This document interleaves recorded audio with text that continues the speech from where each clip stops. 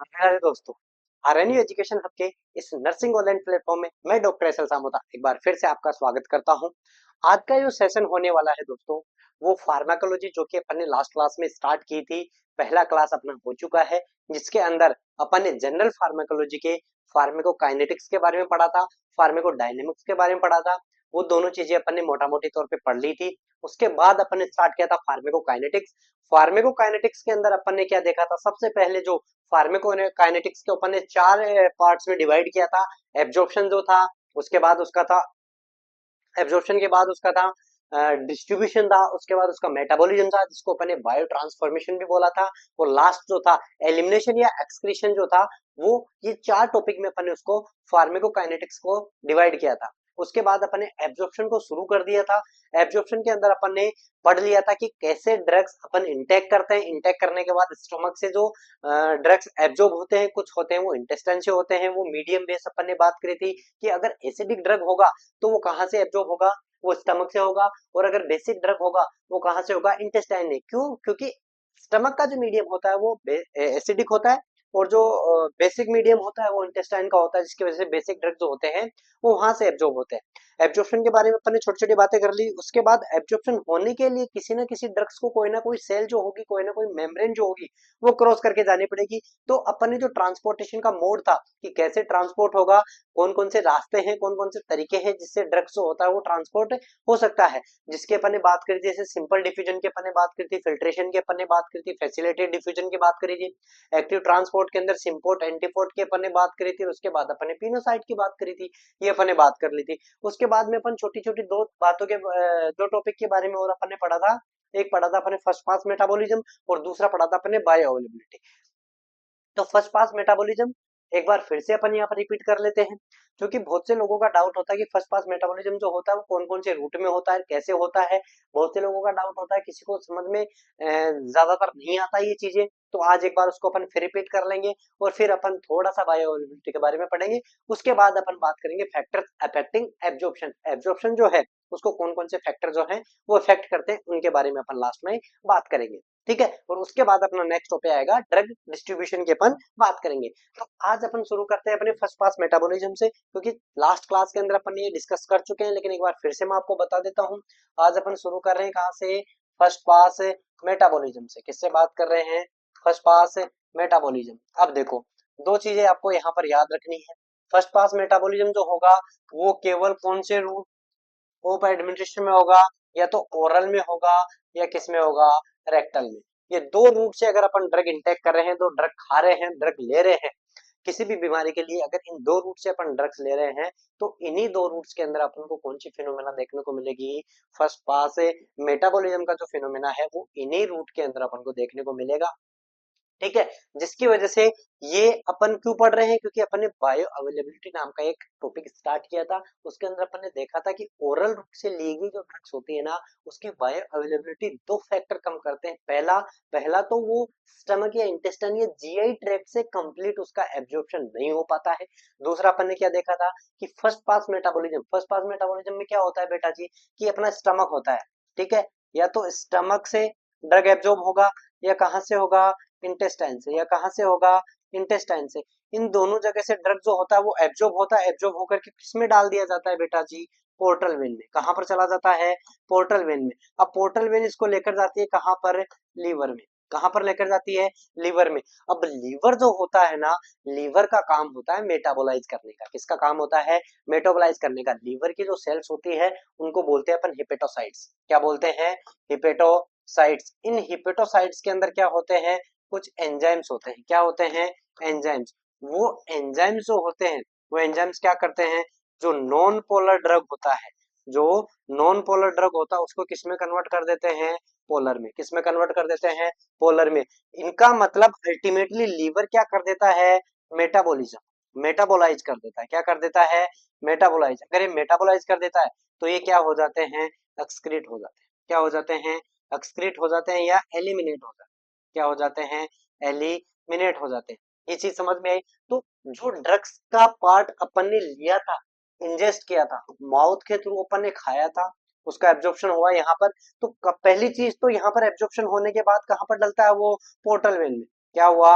Absorption. क्या हुआ, absorption. तो इसका कुछ हिस्सा तो एब्जॉर्ब होता नहीं है, बाकी एब्जॉर्ब होता है, थोड़ा बहुत एब्जॉर्ब होकर पोर्टल वेन जाता है, पोर्टल वेन से वो लीवर में चला जाता है, लीवर में भी उसका थोड़ा बहुत जो होता है वो मेटाबॉलिज्म के थ्रू एलिमिनेट हो जाता है। जो बचा हुआ पोर्शन होता है वो कहाँ पर जाता है, hepatic when.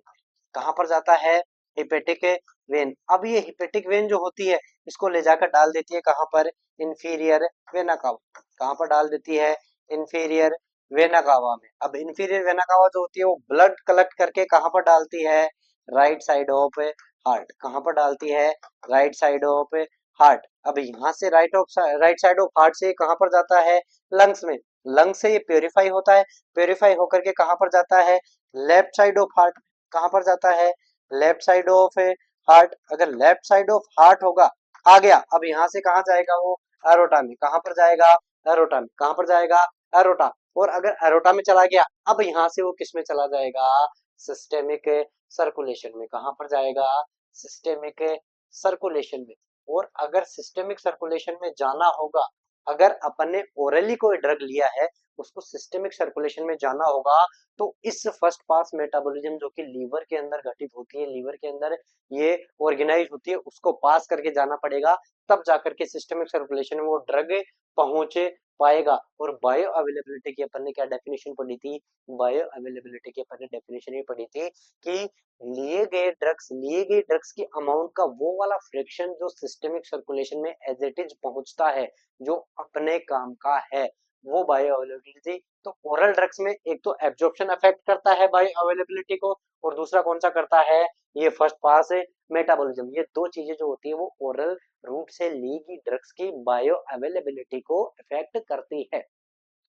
First pass metabolism कहाँ पर होता है, लीवर में। लीवर की हिपेटोसाइट में कुछ एंजाइम्स होते हैं, वो क्या कर देते हैं, non polar form of drug को पोलर फॉर्म में, या नॉन आयनाइड फॉर्म को आयनाइड फॉर्म में, या लिपोफिलिक को लिपोफोबिक में कन्वर्ट कर देते हैं, जिसकी वजह से उनका थोड़ा बहुत अमाउंट जो होती है वो एलिमिनेट हो जाती है, एक्सक्रीट हो जाती है, जिसकी वजह से जो अमाउंट होती है, एक्चुअल अमाउंट जो पहुंच रही होती है सिस्टमिक सर्कुलेशन में, वो कम हो जाती है। इसलिए इसकी बायो अवेलेबिलिटी भी क्या होती है, कम होती है। ये होती है फर्स्ट पास मेटाबॉलिज्म। उम्मीद है समझ में आया होगा।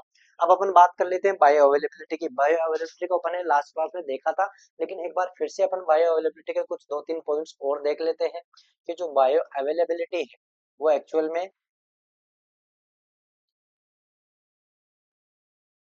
है क्या। तो देखो, बायो अवेलेबिलिटी की अपन ने डेफिनेशन की अगर अपन बात करें तो क्या बताते हैं, fraction of intake amount of drug, amount of drug which will reach, which will reach in systemic circulation, systemic circulation की लिए गए, इन्वेस्ट किए गए ड्रग के अमाउंट का वो वाला प्रतिशत, वो वाला हिस्सा, वो वाला फ्रैक्शन जो as it is systemic circulation में पहुंचेगा और वो इम्पैक्ट डालेगा बॉडी पे, उसको अपन बोलते हैं बायो अवेलेबिलिटी। उसको क्या बोलते हैं, उसको क्या बोलते हैं अपन, बायो अवेलेबिलिटी। ठीक है। अब अगर अपन बायो अवेलेबिलिटी की बात करें, तो यहाँ पर 100% बायो अवेलेबिलिटी जो होती है केवल एक ही रूट की होती है, वो किसकी होती है, आईवी की। जो डायरेक्ट किसके अंदर है, जो डायरेक्ट वेन के अंदर, डायरेक्ट वेन के अंदर अपन ड्रग को इंजेक्ट करते हैं, उसकी केवल 100% बायो अवेलेबिलिटी होती है। बाकी सबकी 100% से कम होती है। सबसे कम ओरल की होती है, क्योंकि उसको दो फैक्टर अफेक्ट करते हैं, पहला एब्जॉर्प्शन ही पूरा नहीं हो पाता है, और दूसरा एब्जॉर्प्शन ही पार्ट का कुछ हिस्सा जो होता है वो फर्स्ट पास मेटाबॉलिज्म में चला जाता है, लीवर के अंदर चला जाता है। तो लीवर उसको क्या कर देता है, नॉन पोलर से पोलर में कन्वर्ट करता है, उसको एलिमिनेट करवा देता है। तो सिस्टेमिक सर्कुलेशन के अंदर पहुंचने वाली अमाउंट ओरल से ली गई बहुत कम पहुंचती है, इसलिए उसका अवेलेबिलिटी जो होती है सबसे कम होती है सारे रूट के अंदर। क्लियर है। अब बायो अवेलेबिलिटी की अपन ने बात कर ली। अब बायो अवेलेबिलिटी जो होती है वो डिपेंड किस पे करती है, वो बायो अवेलेबिलिटी डिपेंड करती है कंसंट्रेशन पे। किस पे डिपेंड करती है, कंसंट्रेशन पे। कितनी जल्दी वो एब्जॉर्ब हो रहा है, कितनी जल्दी वो एब्जॉर्ब हो रहा है, उसको अपन इस ग्राफ से अपन यहाँ पर समझ सकते हैं। अगर बायो अवेलेबिलिटी की अपन यहाँ पर बात करें, तो यहाँ पर अगर अपन देखें प्लाज्मा कंसंट्रेशन और किसके बीच में, टाइम के बीच में, किसके बीच में, टाइम के बीच में। इधर जा रहा है टाइम और इधर है अपनी प्लाज्मा कंसंट्रेशन। 0 आवर पे अपन ने क्या दिया उसको, कोई ना कोई ड्रग इंजेक्ट कर दिया, कोई ड्रग इंजेक्ट किया, इंजेक्ट किया तो उसकी क्या होगी, अमाउंट बढ़ेगी, सर्कुलेशन के अंदर बढ़ेगी बढ़ेगी बढ़ेगी। कब, जब उसका एब्जॉर्प्शन होता रहेगा, जब तक उसका एब्जॉर्प्शन होता रहेगा, उसकी अमाउंट जो होगी क्या होगी, बढ़ती रहेगी। लेकिन एक टाइम ऐसा आएगा कि वहां से बढ़ने के बाद वो वापस क्या हो जाएगी, डिक्रीज होना स्टार्ट हो जाएगी। डिक्रीज क्यों होना स्टार्ट हो जाएगी, कि एब्जॉर्प्शन एक लिमिट तक हो गया, जितना ड्रग था उसका पूरा क्या हो गया, एक लिमिट तक उसका एब्जॉर्प्शन हो गया, और ब्लड के अंदर उसकी वो मैक्सिमम कंसंट्रेशन पे पहुंच गया कि इससे ज्यादा वो एब्जॉर्ब नहीं हो सकता, जिसको अपन बोलते हैं सी मैक्स, कि ब्लड के अंदर उसकी मैक्सिमम कंसंट्रेशन, एब्जॉर्प्शन के बाद जो मैक्सिमम कंसंट्रेशन होती है उसको बोलते हैं अपन सी मैक्स। अब क्या हो जाता है, उसका एलिमिनेशन स्टार्ट हो, अब क्या हो जाता है, उसका एलिमिनेशन या एक्सक्रीशन स्टार्ट हो जाता है। तो जैसे एलिमिनेशन एक्सक्रीशन स्टार्ट होता है वो क्या हो जाती है, डिक्रीज होना स्टार्ट हो जाती है, डिक्रीज होना स्टार्ट हो जाती है। और ये सी मैक्स जो होती है, जितने टाइम पे सी मैक्स पहुंचता है उसको अपन बोलते हैं टी मैक्स, उसको अपन क्या बोलते हैं, टी मैक्स, की वो वाला समय जब ब्लड के अंदर उस ड्रग की कंसंट्रेशन मैक्सिमम होगी, उसको अपन बोलेंगे टी मैक्स, उसको अपन क्या बोलेंगे, टी मैक्स। क्लियर है। तो ये एब्जॉर्प्शन और ये एलिमिनेशन। अब देखो, जितना ज्यादा एब्जॉर्प्शन होगा उसकी बायो अवेलेबिलिटी, ये जो कर्व बताता है बेटा जी, ये जो कर्व बताता है, ये कर्व किसको बताता है, इसको अपन बोलते हैं एरिया अंडर कर्व। क्या बोलते हैं, एरिया अंडर कर्व। और ये एरिया अंडर कर्व जो होता है वो बायो अवेलेबिलिटी को बताता है, इसको बताता है, बायो अवेलेबिलिटी को ये इंड्यूस करता है, इंडिकेट करता है। तो अगर बायो अवेलेबिलिटी को बढ़ाना है, एरिया अंडर कर्व बढ़ाना चाहिए, और एरिया अंडर कर्व अगर बढ़ाना है तो क्या होना चाहिए, उसका एब्जॉर्प्शन ज्यादा से ज्यादा होना चाहिए, तभी ज्यादा से ज्यादा उसकी पीक बनेगी, तभी ज्यादा से ज्यादा वो नीचे आएगा तो उसका एरिया अंडर कर्व ज्यादा होगा। और अगर बायो अवेलेबिलिटी कम होगी, उसकी वजह क्या है, कि उसका एलिमिनेशन क्या हो जाए, ज्यादा, कि जैसे ही एब्जॉर्ब हो फटाफट एलिमिनेट हो जाए, जैसे ही एब्जॉर्ब हो फटाफट एलिमिनेट हो जाए, तो उस ड्रग की क्या होगी, बायो अवेलेबिलिटी क्या होगी, कम होगी, उसकी क्या होगी, बायो अवेलेबिलिटी कम होगी। क्लियर है क्या, बायो अवेलेबिलिटी कम होगी। ये चीज समझ में आई कि नहीं आई, समझ में आई कि नहीं आई, कि बायो अवेलेबिलिटी अगर अपन को बढ़ाना है तो उस ड्रग का एब्जॉर्प्शन अपन को बढ़ाना पड़ेगा। और अगर बायो अवेलेबिलिटी किसी की कम है, मतलब उसका एलिमिनेशन क्या हो रहा है, जल्दी हो रहा है। क्लियर है। तो अगर अपन बात करें, अगर अपन बात करें कि बायो अवेलेबिलिटी जो है वो डायरेक्टली प्रोपोर्शन है किसके, एब्जॉर्प्शन के, जितना ज्यादा ऑब्जॉर्प्शन उसकी उतनी ही ज्यादा बायो अवेलेबिलिटी, और इनवर्सली प्रोपोर्शनल है किसके, एलिमिनेशन के, कितनी जितनी जल्दी एलिमिनेट होगा उसकी बायो अवेलेबिलिटी जो होगी वो उतनी ही कम होगी। ये चीज समझ में आई क्या, बायो अवेलेबिलिटी की, समझ में आई क्या। तो यहाँ तक अपन को बायो अवेलेबिलिटी के बारे में पता होना चाहिए। क्लियर है। अब बात करते हैं अपन किसकी, अब बात करते हैं अपन फैक्टर्स अफेक्टिंग एब्जॉर्प्शन, क्योंकि ये सब चीजें अपन किसके अंदर पढ़ रहे थे, एब्जॉर्प्शन के। तो अब अपन बात करेंगे फैक्टर्स अफेक्टिंग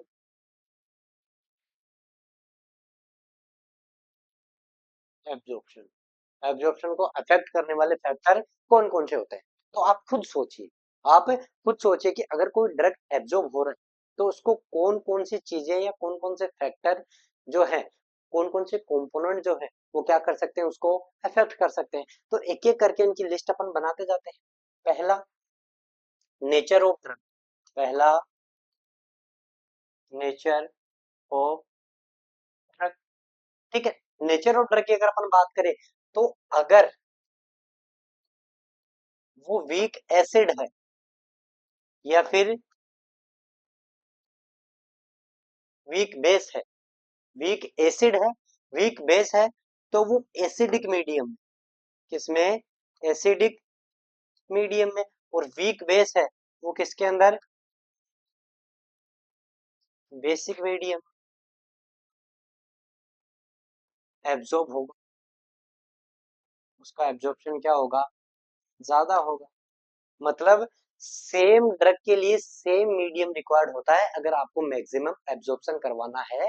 तो अगर एसिडिक नेचर का अगर आपके पास ड्रग है, उसको एब्जॉर्ब करवाने के लिए ऐसा मीडियम चाहिए जो एसिडिक नेचर का हो। अगर बेसिक नेचर का ड्रग है तो ऐसा मीडियम की रिक्वायरमेंट होगी जहां पर ड्रग मीडियम आपका कैसा हो, बेसिक नेचर का हो। ठीक है। दूसरी चीज, अगर लिपिड सोल्यूबल है, अगर लिपिड सोल्यूबल ड्रग है तो उसका एब्जॉर्प्शन क्या होगा, ज्यादा, उसका एब्जॉर्प्शन क्या होगा, ज्यादा। क्यों, क्योंकि जो मेम्ब्रेन होती है, क्योंकि जो मेम्ब्रेन होती है वो मेम्ब्रेन भी कैसी होती है, लिपिड बाइलेयर वाली। कैसी होती है, लिपिड बाइलेयर की। तो लिपिड जो बाइलेयर होगा वो लिपिड को ही अलाउ करेगा अपने अंदर से एंटर करके जाने के लिए, थोड़े पानी को करेगा, थोड़ी वो हाइड्रोफिलिक वाले को करेगा। वो केवल लिपिड फिलिक जो लिपोफिलिक होगी उसी को क्या करेगा, वो अलाउ करेगा। तो अगर वीक एसिड है, लिपिड सोल्यूबल है और एसिडिक मीडियम है तो मैक्सिमम एब्जॉर्प्शन। ठीक है, तीन चीजें, सेम मीडियम, सेम नेचर का ड्रग और लिपिफिलिक होना चाहिए, लिपिड सोल्यूबल होना चाहिए, तो वो इजीली क्या हो जाएगा, एब्जॉर्ब हो जाएगा। तो ये तो बात हो गई किसकी, केमिकल नेचर की। किसकी बात हो गई, केमिकल नेचर की। ठीक है, तो अगर एब्जॉर्प्शन बढ़ाना है अपन को, अगर एब्जॉर्प्शन बढ़ाना है अपन को, बढ़ाना है तो क्या करना होगा, केमिकल नेचर अगर एसिडिक है ड्रग का तो उसको एसिडिक मीडियम चाहिए, और वो लिपोफिलिक है तो इजीली एब्जॉर्ब हो जाए। पहली चीज समझ में आई। क्यों, पहला तो नेचर हो गया। दूसरा वेस्कुलरिटी की अपन बात करते हैं। किसकी बात करते हैं, वेस्कुलरिटी। अगर वेस्कुलरिटी की अपन बात करते हैं, जितनी ज्यादा उसकी वेस्कुलरिटी होगी उतना ही ज्यादा उसका क्या होगा, एब्जॉर्प्शन होगा।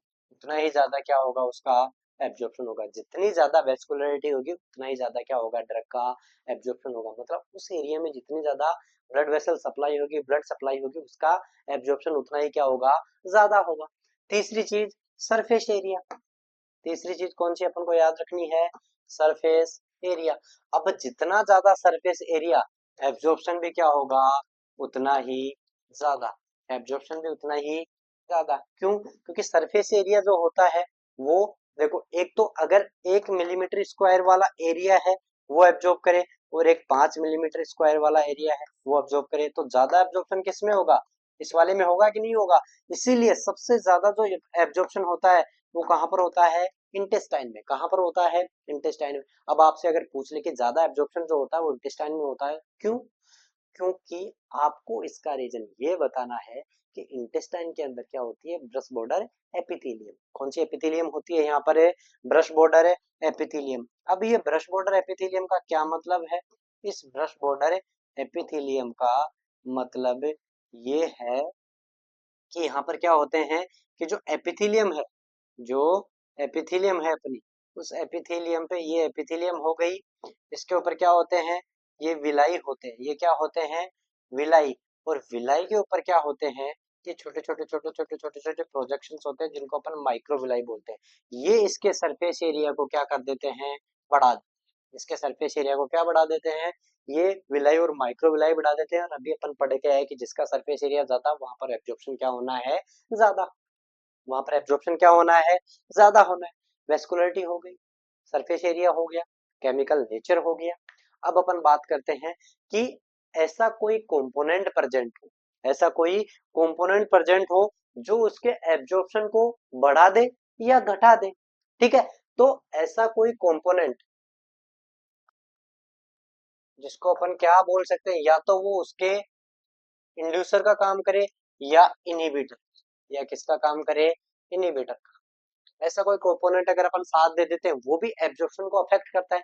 कैसे करता है, एक एग्जांपल की यहाँ पर अपन बात करते हैं। किसकी बात करते हैं, एग्जांपल की। तो अगर मैं बात करूं किसकी, डाइजॉक्सिन की। किसकी बात करूं, डाइजॉक्सिन की। डाइजॉक्सिन जो होता है उसको बाहर फेंकने के लिए कौन चाहिए, पी ग्लाइकोप्रोटीन। कौन चाहिए, पी ग्लाइकोप्रोटीन जो होता है वो इफ्लक्स पंप की तरह काम, किसकी तरह काम करता है, इफ्लक्स पंप। किसका, डाइजॉक्सिन का। किसका, डाइजॉक्सिन का। कि डाइजॉक्सिन को इफ्लक्स करने के लिए, बाहर भेजने के लिए अपन को क्या चाहिए, पी ग्लाइकोप्रोटीन पंप चाहिए। क्या चाहिए, पी ग्लाइकोप्रोटीन पंप चाहिए। अब अगर इसको, ये पी ग्लाइकोप्रोटीन जो है, अगर इसको क्या करना है, अगर इसको इनिबिट कर दे, अगर इसको इनिबिट कर दे तो ये बाहर जा नहीं पाएगा। ये बाहर नहीं जा पाएगा तो ये क्या होगा, ज्यादा एब्जॉर्ब होगा। ये क्या होगा, ज्यादा एब्जॉर्ब। अगर ज्यादा एब्जॉर्प्शन इसका हो गया तो उसकी क्या हो जाएगी, टॉक्सिसिटी। इसकी क्या हो जाएगी, टॉक्सिसिटी। तो ऐसे क्या मॉलिक्यूल है, एक अपना है क्लेरिथ्रोमाइसिन। कौन सा है, क्लेरिथ्रोमाइसिन। वो क्या करता है, इसको इनिबिट कर देता है। क्या कर देता है, इनिबिट। अगर इसने इसको इनिबिट कर दिया इनहिबिट कर दिया तो पी ग्लाइकोप्रोटीन डाइजोक्सिन को बाहर फेंक नहीं पाएगा, और अगर डाइजोक्सिन बाहर फेंका नहीं गया तो इसका एब्जॉर्प्शन होता रहेगा और ये अल्टीमेटली क्या कर देगा, उसकी टॉक्सिसिटी कर देगा। इसका उल्टा रिफेम्पेसिन, कौन, रिफेम्पेसिन, ये रिफेम्पेसिन जो है इसका इंड्यूसर होता है। कौन होता है, इंड्यूसर होता है। तो ये इसको इंड्यूस ज्यादा कर देगा तो डाइजोक्सिन को क्या कर देगा, फटाफट बाहर फेंक देगा। पी ग्लाइकोप्रोटीन जो धीरे धीरे डाइजोक्सिन को बाहर फेंक रहा था वो उसको फटाफट क्या कर देगा, बाहर भेज देगा। क्या कर देगा, फटाफट बाहर भेज देगा। तो पी ग्लाइकोप्रोटीन के लिए क्लेरिथ्रोमाइसिन इनहिबिटर का काम कर रहा है, जो डाइजोक्सिन को बाहर निकलने से रोकेगा, जिससे उसकी टॉक्सिसिटी बढ़ेगी। और वही काम रिफेम्पेसिन जो है वो क्या कर रहा है, रिफेम्पेसिन जो है वो क्या कर रहा है, उसको इंड्यूस करने का काम कर रहा है। तो ये कुछ इंड्यूसर और इनहिबिटर भी होते हैं जो क्या करवा देते हैं, एब्जॉर्प्शन को बढ़ा घटा देते हैं, जिसकी वजह से भी उसको एब्जॉर्प्शन को अफेक्ट होता है, जिसकी वजह से क्या होता है, एब्जॉर्प्शन को अफेक्ट होता है। तो ये थे अपनी अभी तक की क्या, और एक और चीज, एक और इसको फैक्टर अफेक्ट करने वाला जो है वो कौन है, पीएच। कौन है, पीएच। जैसे अपन केमिकल नेचर की बात कर रहे थे, क्यों, क्योंकि अगर देखो स्ट्रॉन्ग एसिड होगा तो वो कंप्लीटली आयनाइज्ड होगा, वो कंप्लीटली आयनाइज्ड होगा, फटाफट एक्सक्रीट हो जाएगा, उसको नॉन आयनाइज्ड फॉर्म में रहना ही पसंद नहीं है। ये किसकी बात होती है यहाँ पर, वीक एसिड की, और किसकी बात होगी, वीक बेस की। वीक एसिड और किसकी बात होगी, वीक बेस की। तो एच ए जो होगा, एच प्लस प्रोटोन दे दिया, ए माइनस। और यहाँ पर अगर अपन बात करेंगे किसकी, एओएच की, किसकी बात करेंगे, एओएच की, ए प्लस हो गया और यहाँ पर ओएच क्या हो गया, माइनस। इसकी वजह से ये एसिडिक नेचर, इसकी वजह से ये बेसिक नेचर। ठीक है। तो अगर इनको एब्जॉर्ब करवाना है, इनका अगर एब्जॉर्प्शन करवाना है तो यहाँ पर क्या चाहिए इसको, सेम मीडियम। क्या चाहिए, सेम मीडियम। क्यों, क्योंकि एब्जॉर्ब होगा वो नॉन आयनाइज्ड फॉर्म में। जैसे ही आयनाइज्ड हो गया ये तो बाहर चला जाएगा, ये तो एक्सक्रीट हो जाएगा, किडनी को पता चल जाएगा कि टुकड़ों में विभाजित हो गया, आयनाइज्ड हो गया, वो पकड़ के इनको क्या कर देगी, बाहर कर देगी। अगर इनको एब्जॉर्ब करवाना है, एलिमिनेट नहीं करवाना है, एक्सक्रीट नहीं करवाना है, इसको केवल एब्जॉर्ब अपन को करवाना है, तो इसको आयनाइज्ड नहीं होने देना है। और अगर आयनाइज्ड अपन को नहीं होने देना है मतलब उनको सेम मीडियम प्रोवाइड करवाना है। अगर मान लो इसको वीक एसिड को अपन ने क्या करवा दिया, बेस दे दिया, वीक एसिड को किससे मिला दिया अपन ने, वीक बेस बना दिया, तो यहाँ पर क्या हो जाएंगे भाई, आयनाइड हो जाएंगे। क्या हो जाएंगे, आयनाइड। तो आयनाइड हो गए तो ये क्या हो जाएंगे, एक्सक्रीट। एब्जॉर्प्शन के बजाय क्या हो जाएंगे, ये एक्सक्रीट हो जाएंगे। क्या हो जाएंगे, एक्सक्रीट। सेम यहाँ पर होगा कि यहाँ पर बेस होगा तो ये आसानी से आयनाइड, आसानी से क्या हो रहेंगे, एब्जॉर्ब हो जाएंगे, क्योंकि आयन में कन्वर्ट नहीं हो जाएंगे। जैसे इनको अपोजिट मीडियम के अंदर अपन डालते हैं ये आयनाइज्ड हो जाते हैं, और एब्जॉर्प्शन होने के बजाय किडनी इनको क्या कर देती है, बाहर फेंक देती है, इनको एक्सक्रीट कर देती है। इनको क्या कर देती है, एक्सक्रीट कर देती है। क्लियर है क्या चीजें। तो ये पीएच जो होती है वो भी अफेक्ट करती है किसको, एब्जॉर्प्शन को। अब अपन बात करेंगे इसका दूसरा जो टॉपिक है वो कौन सा, ड्रग डिस्ट्रीब्यूशन का। किसका, ड्रग डिस्ट्रीब्यूशन। ठीक है। अभी अपन ने क्या बताया था, ये अपन ने देखा था लास्ट क्लास के अंदर कि ये स्टमक है, ये अपनी इंटेस्टाइन है। ठीक है। यहाँ पर इसकी एक ब्लड वेसल थी, यहाँ पर इसके साइट ऑफ एक्शन थी, ये लीवर था, और ये क्या थी, किडनी थी। ये अपन ने चीजें देखी थी। अपन ने क्या बताया था कि कोई भी ड्रग होगा वो जाएगा जाएगा, यहाँ से एब्जॉर्ब होगा, यहाँ से एब्जॉर्ब होगा, एब्जॉर्प्शन यहाँ पर हो गया। ठीक है। अब जो ड्रग है वो कहाँ आ गया, अपना ब्लड वेसल्स में। कहाँ पर आ गया, ब्लड वेसल्स में। अब देखो बात करें अपन डिस्ट्रीब्यूशन की, किसकी बात करें, डिस्ट्रीब्यूशन की। डिस्ट्रीब्यूशन का मतलब है कि ब्लड के अंदर जो ड्रग की अमाउंट आई है ना वो वेरियस ऑर्गन तक, डिफरेंट ऑर्गन तक डिस्ट्रीब्यूट होना। डिस्ट्रीब्यूट मतलब बंटना, कि ब्लड के अंदर जो अमाउंट आई है ना उसका कुछ हिस्सा जो होगा वो उस साइट ऑफ एक्शन के लिए उस टारगेट ऑर्गन पे क्या हो जाएगा, डिस्ट्रीब्यूट हो जाएगा, टिश्यू पे क्या हो जाएगा, डिस्ट्रीब्यूट हो जाएगा। उसको अपन बोलेंगे डिस्ट्रीब्यूशन। क्या बोलेंगे, डिस्ट्रीब्यूशन। तो ये जो डिस्ट्रीब्यूशन होता है इसको अपन बोलते हैं वॉल्यूम ऑफ डिस्ट्रीब्यूशन। क्या बोलते हैं, volume of distribution, volume of distribution. तो वॉल्यूम ऑफ डिस्ट्रीब्यूशन ना बोल करके इसको क्या बोलते हैं, एक चीज आगे इसको अपन लगा देते हैं अपेरेंट। क्या लगाते हैं, apparent. Apparent volume of distribution. ये क्यों बोलते हैं अपन अपेरेंट वॉल्यूम ऑफ डिस्ट्रीब्यूशन, क्योंकि ये एक्चुअल वॉल्यूम ऑफ डिस्ट्रीब्यूशन अपन को नहीं देता है। एक्चुअल वॉल्यूम ऑफ डिस्ट्रीब्यूशन अपन को क्यों नहीं देता है, एक एग्जांपल की अपन बात करते हैं। मान लो अपन ने 1000 mg, कितना, 1000 mg अपन ने क्या लिया, ड्रग्स लिया। और उसकी कंसंट्रेशन जो है वो कितनी है, 50 मिलीग्राम पर लीटर। कितनी है, 50 मिलीग्राम पर लीटर। ये अपन ने ड्रग्स लिया, ये ड्रग्स अपन ने क्या किया, इनटेक किया, ठीक है। 1000 mg उसकी कंसंट्रेशन है और उसकी प्लाज्मा कंसंट्रेशन कितनी है, 50 mg पर लीटर। तो वॉल्यूम ऑफ डिस्ट्रीब्यूशन जो होता है, अपेरेंट वॉल्यूम ऑफ डिस्ट्रीब्यूशन जो होता है, उसका जो फॉर्मूला होता है वो क्या होता है, वो होता है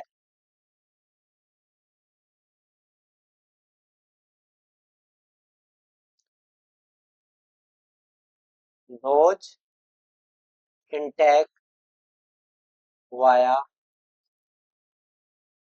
आईवी, और दूसरा नीचे होता है इसकी प्लाज्मा कंसंट्रेशन, मतलब कितना डोज अपन ने लिया है और उसकी क्या प्लाज्मा कंसंट्रेशन है, वो बताता है अपन को अपरेंट वॉल्यूम ऑफ डिस्ट्रीब्यूशन। तो यहाँ पर देखो कितनी अपन ने ली है, 1000 mg, कितनी ली है, 1000 mg, और कितनी उसकी प्लाज्मा कंसंट्रेशन है, 50, कितनी है, 50। तो यहाँ पर देखो कितने लीटर आ गया ये, 20 लीटर। कितने लीटर आ गया, 20 लीटर। मतलब इतने ड्रग्स को इतने ड्रग्स को अगर इतनी कंसंट्रेशन के साथ रखना है तो अपन को कितना लीटर ब्लड चाहिए, 20 लीटर। और अप्रोक्सीमेट ब्लड होता कितना है बेटा जी, केवल 5 लीटर। कितना होता है, 5 लीटर। तो क्या 5 लीटर और 20 लीटर क्या इक्वल है क्या, नहीं है। तो ये क्या मानते हैं कि अपने पूरी बॉडी कंपार्टमेंट को एक होमोजेनस कंपार्टमेंट उनने मान लिया।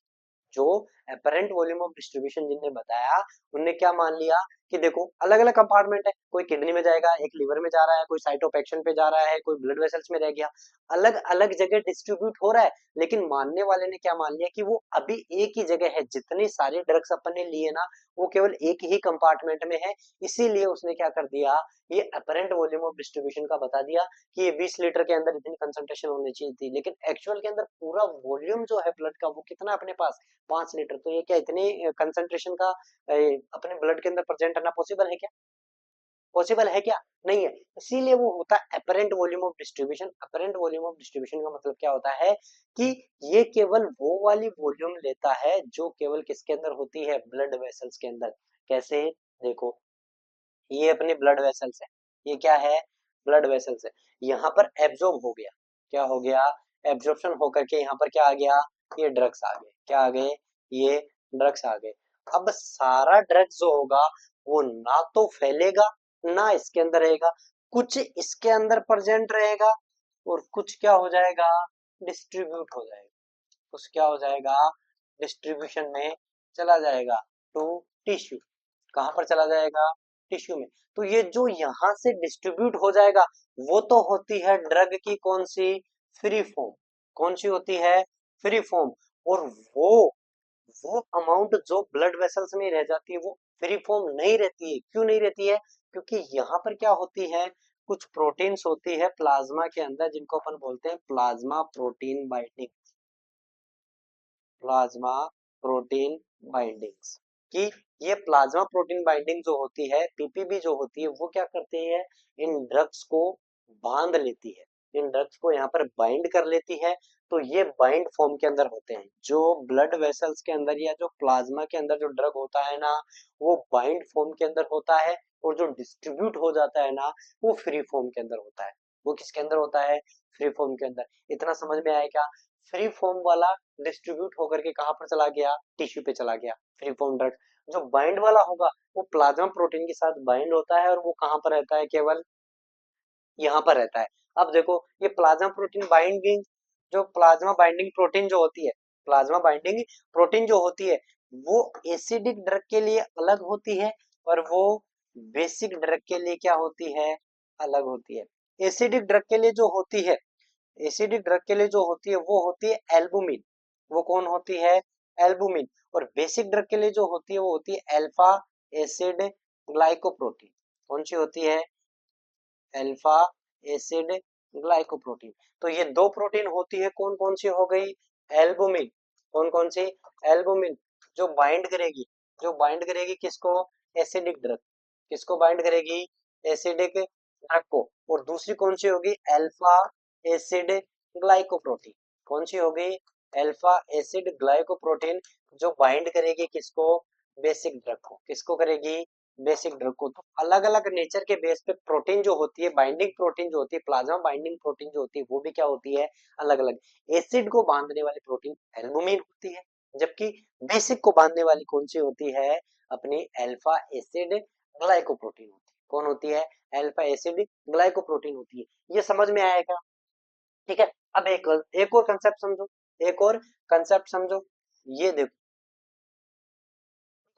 अगर अगर फ्री फॉर्म ज्यादा है, पहला सिनेरियो बता दिया, फ्री फॉर्म ऑफ ड्रग जो है अगर ज्यादा है, फ्री फॉर्म जो ज्यादा है, तो उसका वॉल्यूम डिस्ट्रीब्यूशन जो होगा वो भी क्या होगा, ज्यादा, क्योंकि वो डिस्ट्रीब्यूट ज्यादा होगी। फ्री है तो डिस्ट्रीब्यूशन के लिए जो अमाउंट फ्री है ड्रग का वो डिस्ट्रीब्यूट कर दो, वो बांट दो, वो चारों तरफ बांट दो, बॉडी के जितने कंपार्टमेंट है सबको बांट दो।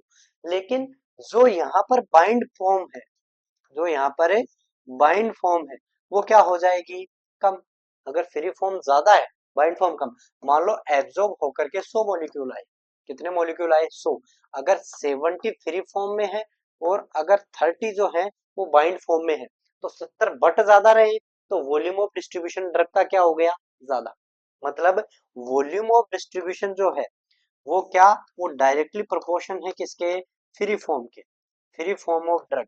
जितनी ज्यादा ड्रग की फ्री फॉर्म होगी उतना ही ज्यादा क्या होगा वहां पर,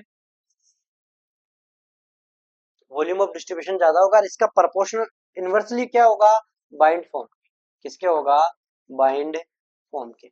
क्लियर है क्या, वॉल्यूम ऑफ डिस्ट्रीब्यूशन डिपेंड करेगा किन पे, बाइंड फॉर्म पे, फ्री फॉर्म पे। जितना ज्यादा फ्री होगा वो डिस्ट्रीब्यूट उतना ही ज्यादा अपन कर पाएंगे, जितना ज्यादा बंधा हुआ होगा वो डिस्ट्रीब्यूट उतना नहीं कर पाएंगे अपन। तो वॉल्यूम ऑफ डिस्ट्रीब्यूशन होगा वो डायरेक्टली प्रोपोर्शनल होगा फ्री फॉर्म ऑफ ड्रग के, और इनवर्सली प्रोपोर्शनल होगा बाइंड फॉर्म ऑफ ड्रग के। बाइंड किस फॉर्म में होगा, प्रोटीन होती है, एसिड के लिए एल्बुमिन प्रोटीन होती है, बेसिक नेचर वालों के लिए अल्फा एसिड ग्लाइकोप्रोटीन होती है। वो इन दोनों को क्या करती है, बांध के रखती है, ठीक है।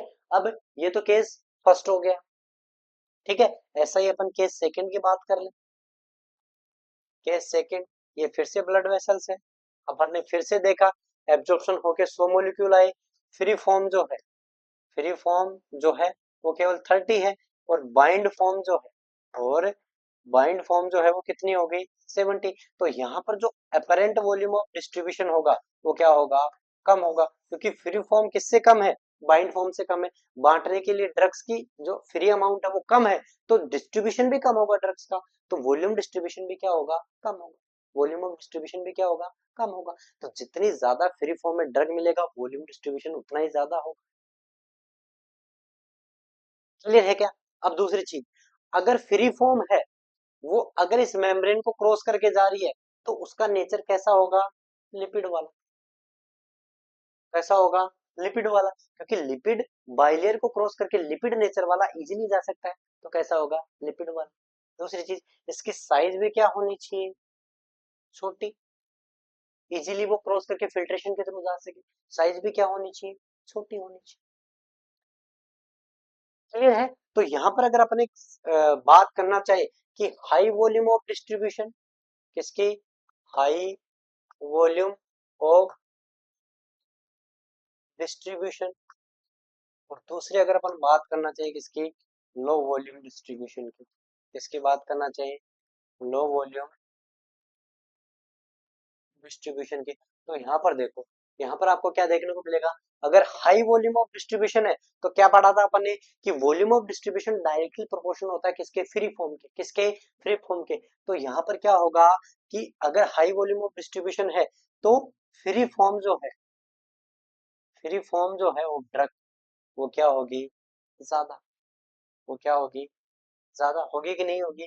उसके बाद जो बाउंड वाली है, बाउंड फॉर्म, वो क्या होगी, डिक्रीज, कम रहेगी। इसका उल्टा, यहाँ पर अगर लो वॉल्यूम है, डिस्ट्रीब्यूशन कम हो रहा है, तो फ्री वाली जो है वो क्या है, कम, और जो बाउंड वाली है वो क्या है, ज्यादा, क्योंकि बाउंड वाली तो ब्लड वेसल्स में ही पड़ी है, उसको कोई बांट नहीं सकता, उसको कोई बांट नहीं सकता।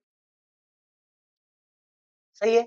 तो high volume of distribution, low bind, low volume of distribution, high bound. तो हाई बाउंड जो होगा वो ब्लड में पड़ा रहेगा, उसको डिस्ट्रीब्यूट नहीं होने दिया जाएगा, तो उसका वॉल्यूम ऑफ डिस्ट्रीब्यूशन कम रहेगा। इसका उल्टा, अगर बाइंड फॉर्म कम है तो डिस्ट्रीब्यूशन के लिए ज्यादा है, फ्री फॉर्म ज्यादा है तो वॉल्यूम ऑफ डिस्ट्रीब्यूशन भी उसका क्या होगा, ज्यादा। इसके साथ ही हाई वॉल्यूम डिस्ट्रीब्यूशन है, मतलब उसका नेचर कैसा है, लिपिड सोल्यूबल। कैसा है, लिपिड सोल्यूबल। और अगर यहाँ पर है तो ये कैसा है, लिपिड इनसोल्यूबल, क्योंकि वो जा ही नहीं रहा है क्रॉस करके, इसलिए वो क्या है, लिपिड इनसोल्यूबल। ये अगर क्रॉस करके जा रहा है, ये अगर क्रॉस करके जा रहा है, क्रॉस करके जा रहा है तो ये कैसा होना चाहिए, नॉन पोलर। कैसा होना चाहिए, नॉन पोलर। और ये कैसा होना चाहिए, पोलर। ये इतना नहीं भी याद रखोगे तो भी चलेगा। साइज इनकी क्या होनी चाहिए, छोटी, इसकी साइज क्या हो गई, बड़ी, इसलिए वो जा नहीं पाया। ये इतनी रामायण महाभारत याद भी नहीं हो तो केवल एक चीज याद रखना, क्योंकि अपन ने पढ़ा है कि volume of distribution directly proportional to free form of the drug. तो जितना ज्यादा फ्री फॉर्म मिलेगा, वॉल्यूम ऑफ डिस्ट्रीब्यूशन उस ड्रग का उतना ही ज्यादा होगा। और जितना ज्यादा बाउंड होके पड़ा रहेगा, उसका वॉल्यूम ऑफ डिस्ट्रीब्यूशन उतना ही कम रहेगा। तो हाई वॉल्यूम ऑफ डिस्ट्रीब्यूशन जिसका होगा, उसकी फ्री फॉर्म ज्यादा होगी और बाउंड फॉर्म क्या होगी, कम होगी। उसके बाउंड फॉर्म क्या होगी, कम होगी। क्लियर है क्या यहाँ तक, यहाँ तक क्लियर है क्या। अभी तक अपन ने क्या पढ़ा कि अगर अगर उसकी फ्री फॉर्म ज्यादा है, बाउंड फॉर्म कम है, फ्री फॉर्म क्या है, ज्यादा, बाउंड फॉर्म कम है, तो उसका वॉल्यूम ऑफ डिस्ट्रीब्यूशन जो होगा वो क्या होगा, ज्यादा। वॉल्यूम ऑफ डिस्ट्रीब्यूशन क्या होगा उसका, ज्यादा होगा। और इसका उल्टा अगर अपन बात करें, इसकी उल्टी अगर अपन बात करें क्या, कि अगर वॉल्यूम ऑफ डिस्ट्रीब्यूशन कम है, मतलब बाउंड प्रोटीन वहां पर क्या है, ज्यादा है, बाउंड अमाउंट ड्रग की क्या है, ज्यादा है। क्लियर है चीज, ठीक है। अब अपन बात करते हैं, अगर मान लो कोई ड्रग की पॉइजन हो गई, कोई पॉइजनिंग हो गया, एक केस लेते हैं, केस सिनेरियो अपन यहाँ पर डिस्कस करते हैं। एक केस सिनेरियो यहाँ पर देखते हैं कि किसी आदमी ने पीसीएम ओवरडोज कर लिया। पीसीएम ओवरडोज, या फिर अपन पीसीएम को एग्जांपल लेके समझ नहीं पाएंगे, एक कॉमन एग्जांपल अपन ले लेते हैं। मान लो कोई ए ड्रग है, ए ड्रग का उसने क्या कर लिया, ओवरडोज ले लिया। ओवरडोज ले लिया और उसकी क्या हो गई, पॉइजनिंग। उसकी क्या हो गई, पॉइजनिंग हो गई। उसकी क्या हो गई, पॉइजनिंग हो गई। तो मेरे को एक चीज बताओ, अगर इस ड्रग की, अगर इस ड्रग की वॉल्यूम डिस्ट्रीब्यूशन, अगर इस ड्रग का वॉल्यूम डिस्ट्रीब्यूशन हाई है, हाई वॉल्यूम डिस्ट्रीब्यूशन अगर इसका है, तो क्या अपन इसका हीमोडायलिसिस करवा सकते हैं। मेरा क्वेश्चन ध्यान से समझना, मेरा क्वेश्चन है ध्यान से समझना। अगर कोई ए ड्रग है, किसी पेशेंट ने, किसी विक्टिम ने वो ओवरडोज ले लिया, उसकी पॉइजनिंग हो गई, पॉइजनिंग हो गई, और उस ड्रग की हाई वॉल्यूम डिस्ट्रीब्यूशन है, उसकी फ्री अमाउंट ज्यादा in comparison to bound amount, तो क्या उसके लिए अपन हीमोडायलिसिस कर सकते हैं।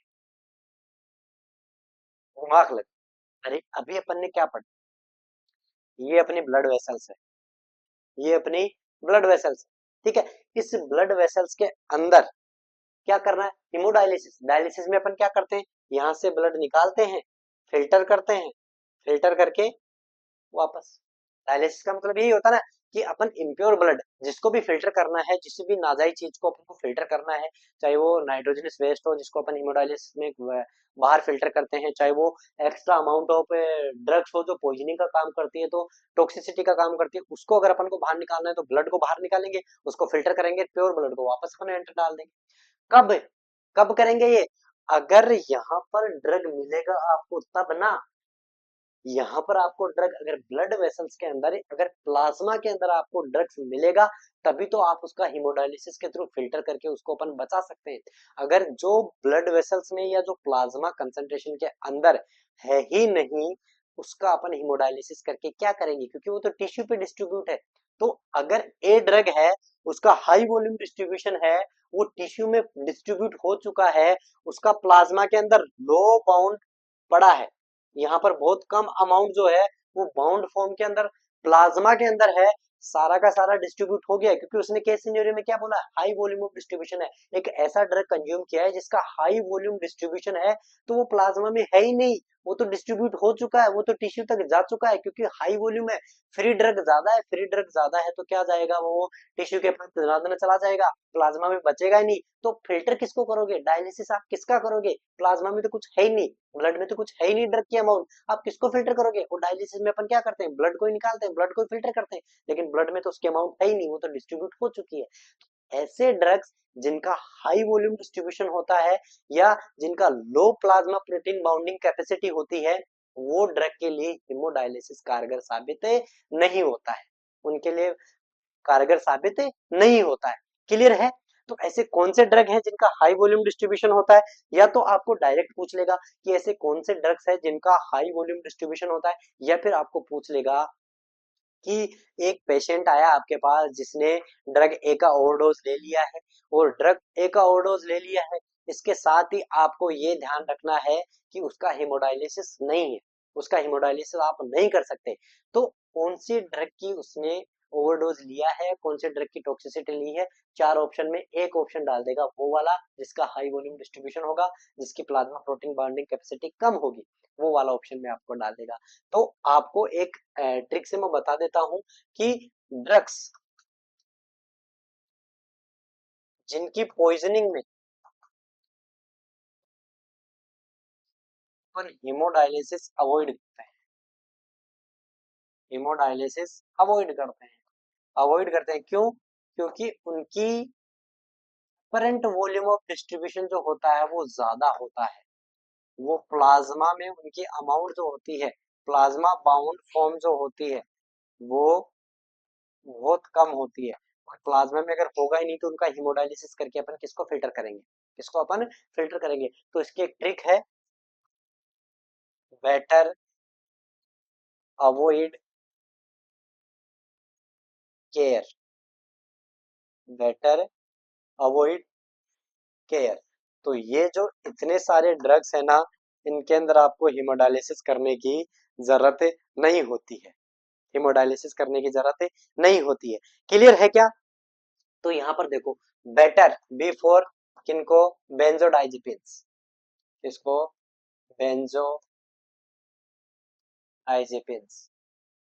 बेंजोडाइजेपिन जो होंगे उनके आपको हिमोडायलिसिस करने की जरूरत नहीं होती, क्यों, क्योंकि उनका वॉल्यूम ऑफ डिस्ट्रीब्यूशन क्या होता है, हाई, वो टिश्यू पे फैल जाती है, ब्लड में रहती नहीं है, तो उनको फिल्टर करने की कोई जरूरत नहीं है।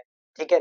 C4 क्या हो गया, क्लोरोक्विन, C4 क्या हो गया, क्लोरोक्विन, क्लोरोक्विन भी जो होता है उसकी भी डायलिसिस में कोई रोल नहीं है। A4 क्या हो गया, एम्फेटामिन, A4 क्या हो गया, एम्फेटामाइन। ठीक है। V4 हो गया वेरापामिन, क्या हो गया, वेरापा मिल, कैल्शियम चैनल ब्रोकर। ओ फिर हो गया ओपियोइड। ठीक है। I4 हो गया इमिप्रामिन, इमिप्रामाइन।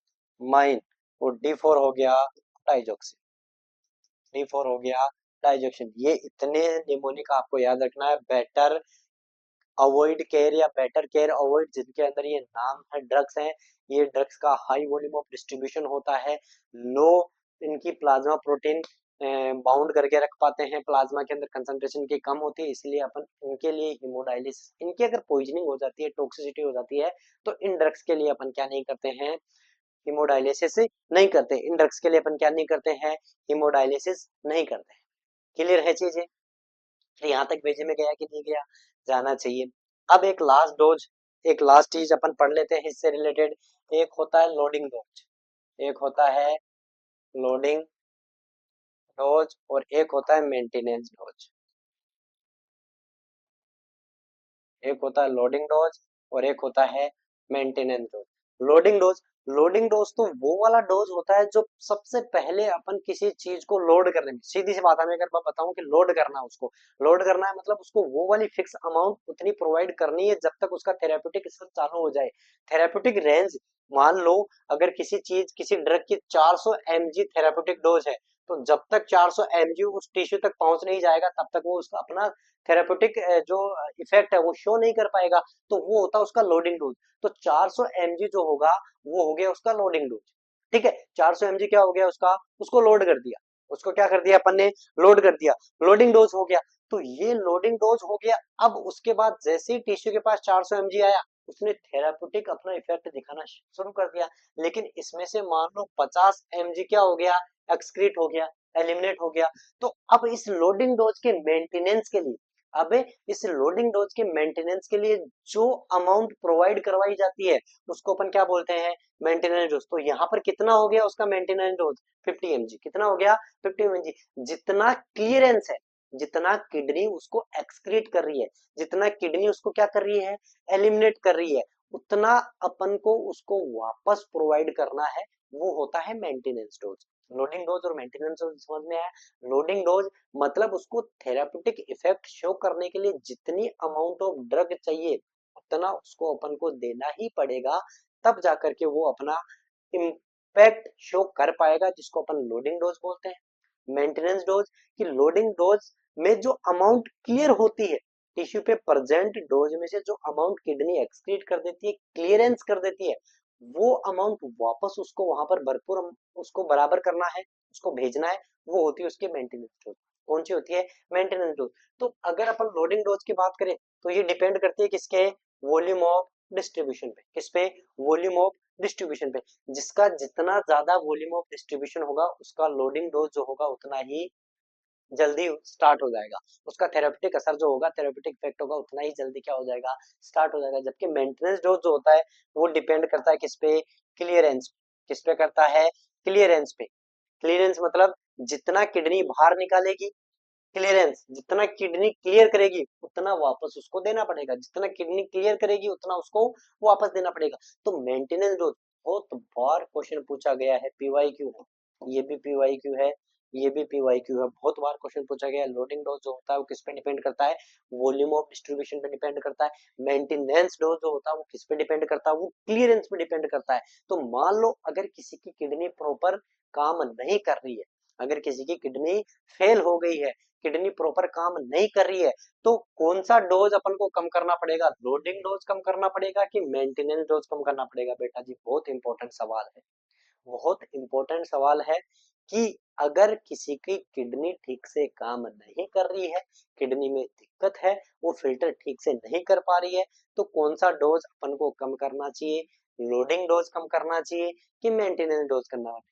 तो इसका आंसर होना चाहिए बेटा जी मेंटेनेंस डोज। क्यों, क्योंकि जितना क्लियर करेगी, जितना क्लियर कर पाएगी उतना ही अपन को मेंटेनेंस डोज देना चाहिए। मान लो एक हेल्दी पर्सन की किडनी जो है वो इसका 50 mg क्लियर कर रही है, एक हेल्दी पर्सन की किडनी जो है अगर इसका 50 mg क्या कर रही है, क्लियर कर रही है, ठीक है, 50 mg इसका क्या कर रही है, क्लियर कर रही है, तो उस पेशेंट के लिए जिसकी किडनी ठीक से काम नहीं कर रही है, वो केवल मान लो उसका 30 mg ही क्लियर कर पा रही है, और अपन ने मेंटेनेंस डोज उसको हेल्दी पर्सन के अकॉर्डिंग दे दिया, मतलब कितना, 50।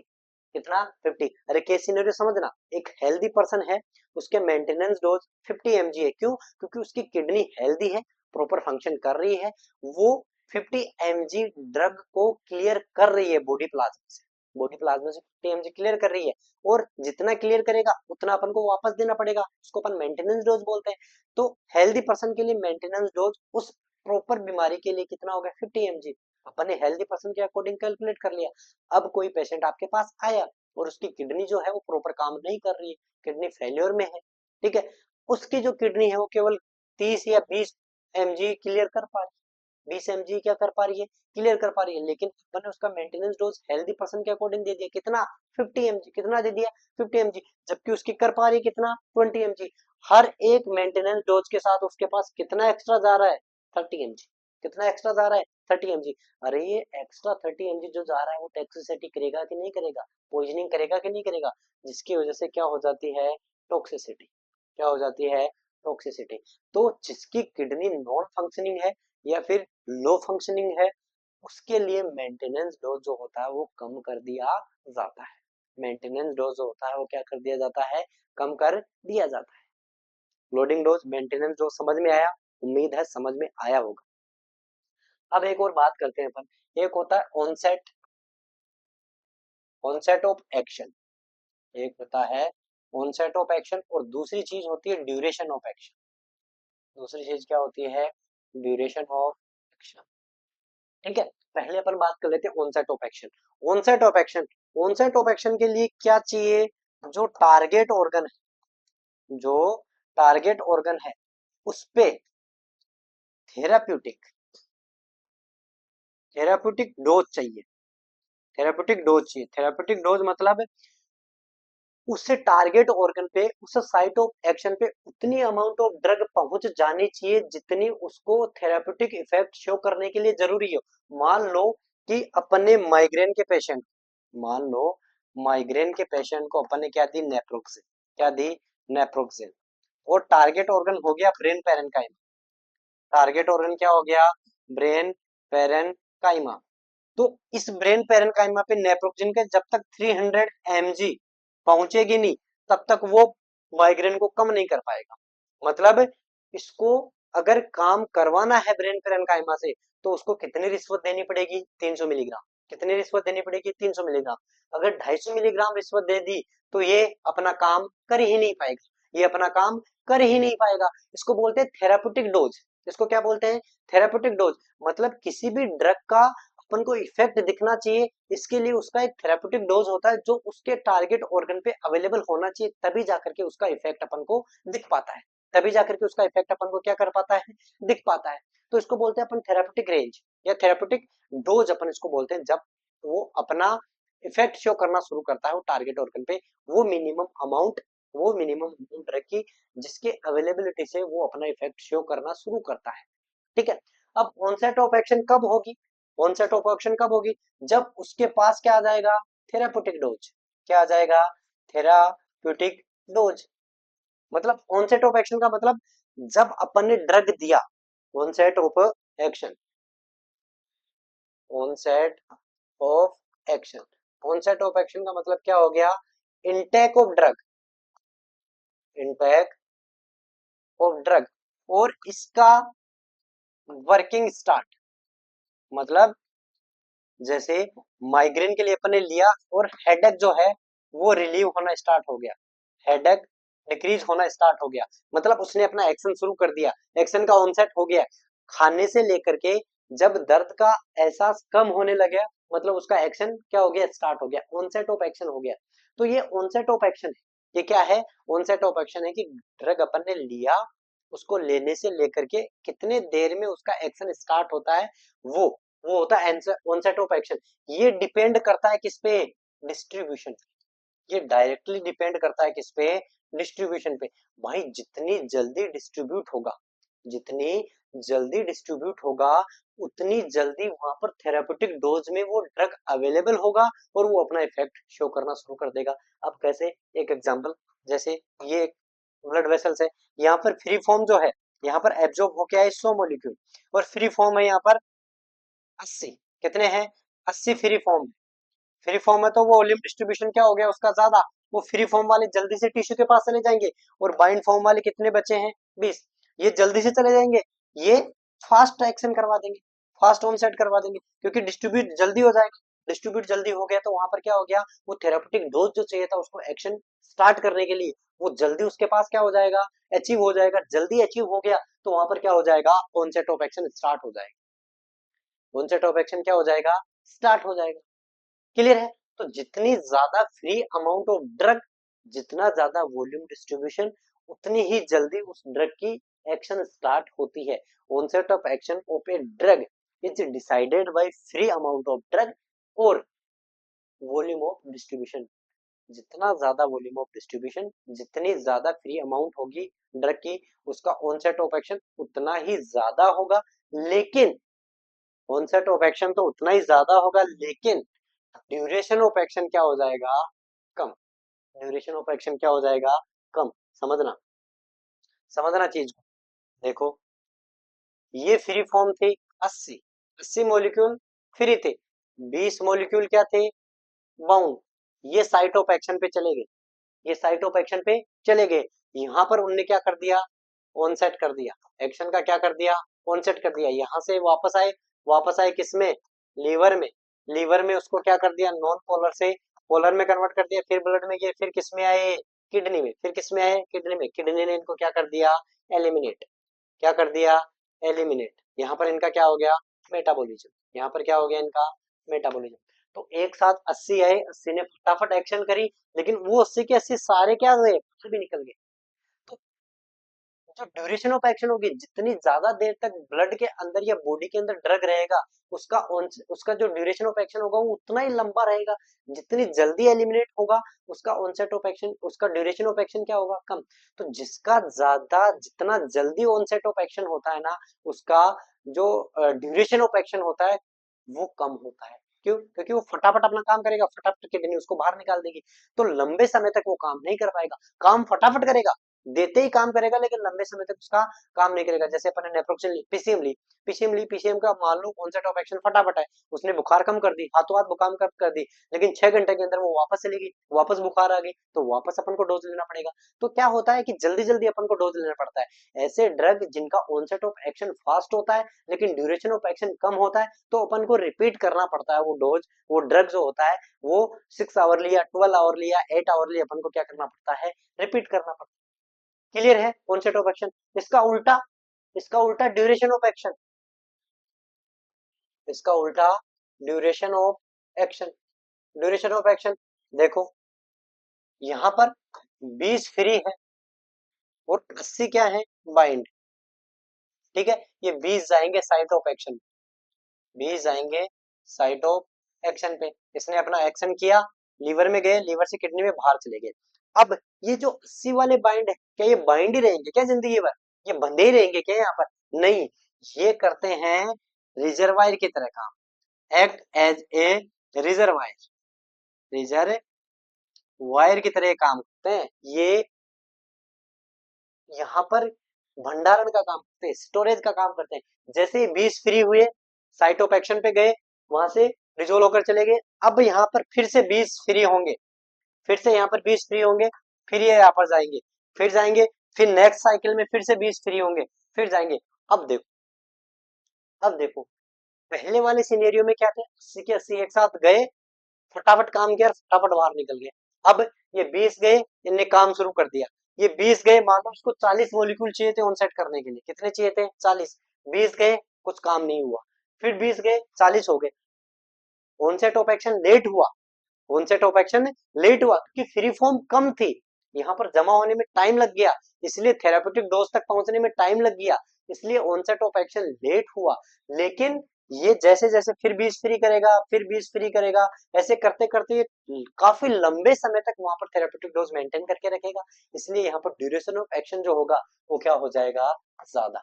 ड्यूरेशन ऑफ एक्शन वहां पर क्या हो जाएगा, ज्यादा। तो कंक्लूजन अगर अपन निकाले, तो ऑनसेट, ऑनसेट ऑफ एक्शन जो होगा वो इंक्रीज होगा किसका, जिसकी फ्री अमाउंट ज्यादा होगी, जिसकी फ्री अमाउंट क्या होगी, ज्यादा, या जिसका वॉल्यूम ऑफ डिस्ट्रीब्यूशन क्या होगा, वॉल्यूम ऑफ डिस्ट्रीब्यूशन जिसका क्या होगा, ज्यादा, उसका ऑनसेट ऑफ एक्शन क्या होगा, फटाफट, फास्ट, फास्ट होगा। लेकिन duration of action, duration of action इसका क्या होगा, कम, जल्दी से। अपन को फटाफट डोज रिपीट करना पड़ेगा, डोज रिपीट करना अपन को पड़ेगा। लेकिन अगर अपन बात करते हैं किसकी, अगर अपन बात करते हैं किसकी, ड्यूरेशन ऑफ एक्शन की, किसकी बात करते हैं, ड्यूरेशन ऑफ एक्शन की, तो ड्यूरेशन ऑफ एक्शन किसका बड़ा होगा, जिसका बाउंड फॉर्म ज्यादा होगी, जिसकी बाउंड फॉर्म क्या होगी, ज्यादा होगी, उसका ड्यूरेशन ऑफ एक्शन क्या होगा, ज्यादा, और उसका ऑनसेट ऑफ एक्शन जो होगा वो लेट होगा, लेट होगा, और जो डोज होगा वो लॉन्ग लाइव होगा, वो 24 घंटे या 48 घंटे तक काम करेगा। एक बार डोज दिया हुआ 24 घंटे 48 घंटे तक काम करेगा, जबकि जिसका ऑनसेट जल्दी होगा उसको अपन को जल्दी जल्दी रिपीट करना पड़ेगा। क्लियर है क्या ऑनसेट हो और ड्यूरेशन ऑफ एक्शन। आज की क्लास इफेक्टिव रही होगी, आज अपन इतना ही पढ़ेंगे। अगली क्लास के अंदर अपन देखेंगे मेटाबॉलिज्म और एक्सक्रीशन या एलिमिनेशन, जिसको अपन बात करते हैं मेटाबॉलिज्म, ठीक है, या बायो ट्रांसफॉर्मेशन, या फिर से अगला टॉपिक एक्सक्रीशन या एलिमिनेशन अपन नेक्स्ट क्लास में देखेंगे। उम्मीद है क्लास समझ में आई होगी, बहुत इफेक्टिव और बहुत अच्छे कंटेंट मैंने प्रोवाइड आपको करवाया है। समझना, समझाना मेरा काम है, समझना आपका काम है। जितने ज्यादा मेंटली और फिजिकली स्टेबल होकर के आप क्लास देखोगे, डायरेक्ट आप क्वेश्चन अटेम्प्ट कर पाओगे, ये मेरा आपसे वादा है। जितना ज्यादा मैं आपको स्पून फीड करवाने की कोशिश करता हूँ, उतना ही आपको भी अपने प्रति सजग होकर के, अपने प्रति ईमानदार होकर के टेस्ट सीरीज ज्वाइन करनी चाहिए। टेस्ट सीरीज से ही अपने आप को आकलन आप कर पाओगे। टेस्ट सीरीज देने से ही आप अपने आप को इन इवोल्यूट कर पाओगे कि बाकी बच्चों की तुलना में आप कौन से जगह स्टैंड करते हो, आपको और कितनी तैयारी की जरूरत है। तो आप टेस्ट सीरीज बाई कीजिए। आरएनयू आपको बहुत ही बेस्ट प्राइस पे टेस्ट सीरीज प्रोवाइड करवा रहा है, हर एक एग्जाम के पॉइंट ऑफ व्यू से बहुत ही बेसिक प्राइस में आपको दे रहा है और इफेक्टिव कंटेंट दे रहा है। बहुत से बच्चे हमारी टेस्ट सीरीज के थ्रू आज अपनी मनचाही जगह पे काम कर रहे हैं, समाज की सेवा कर रहे हैं, अपने माता पिता का सपना पूरा कर चुके हैं। ठीक है, तो ज्यादा समय वेस्ट ना करते हुए आप पढ़ते रहिए, हंसते रहिए, मुस्कुराते रहिए, अपने कंपटीशन के अंदर अपने कॉम्पिटिटर को फाइट करके अपनी जगह बनाइए। आरएनयू आपके साथ है, हर कदम पे साथ है। मिलते हैं अगली क्लास में इसी और जोश के साथ। तब तक के लिए शुभ रात्रि, जय हिंद, जय भारत।